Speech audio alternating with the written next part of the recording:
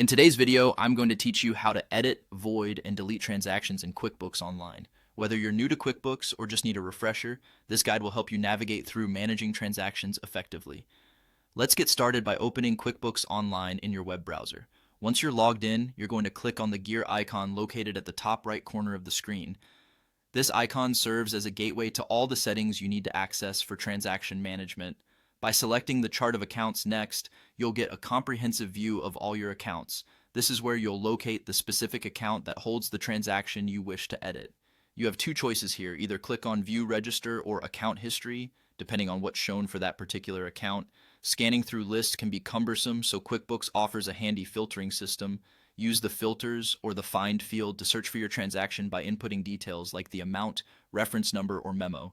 Once you've tracked down the transaction you're looking for, click Edit to open up the full transaction form. This gives you the flexibility to make any necessary changes to the details of the transaction. After making these edits, ensure you save your changes by clicking Save, or, if you're done with QuickBooks for the moment, select Save and Close.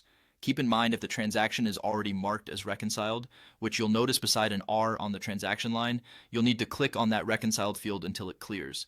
This action frees up the transaction for edits. However, it's recommended to consult an accountant before making changes to reconciled transactions to avoid potential issues down the line. Now let's move on to voiding or deleting transactions. Begin by clicking on My Apps and then proceed to the Sales and Get Paid section. Here you'll select the sales transaction area where you can meticulously search for the transaction you wish to void or delete. Once you find it, look for the small arrow in the action column. Clicking this arrow will give you options to either void or delete the transaction. Remember, some transactions cannot be voided, like estimates, deposits, vendor credits, purchase orders, delayed charges, and bills.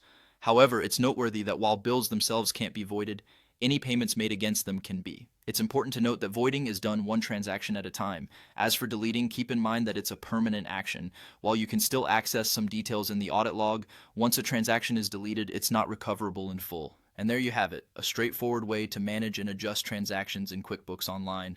I hope this guide was clear and helpful. Thank you for watching, and see you in the next tutorial.